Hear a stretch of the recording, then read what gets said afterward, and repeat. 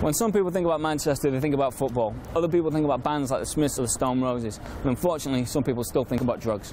Since the 90s, Manchester has been a popular stopgap on the UK drug scene. Not surprising then that the city has recently been named the legal high capital of Europe.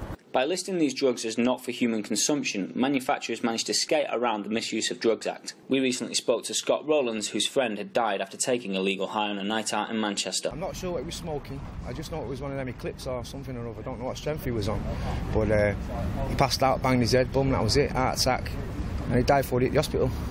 Now, we've just been inside one of Manchester's renowned head shops. We can get all sorts of things, from drug-taking paraphernalia to these things, legal highs. Now, this stuff here is called Gogaine. It's basically marketed as a synthetic type of cocaine. There's things on this ingredients list, but you or I would not recognise what they are. If you can just see on the front of that package there, it says not for human consumption. Basically, this has things that are very, very close to normal cocaine, but it's been played around with so much that the effects are completely unknown. It's getting worse in Class A's, like heroin and crack.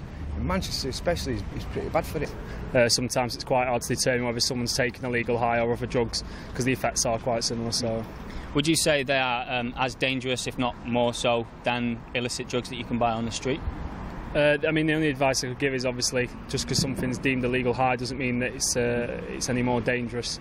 All I'd say is the effects, can be quite severe, and the way I've seen it, people, it's the same sort of risk that you'd have, with sort of not being aware of your surroundings and stuff that can lead you into more trouble, really.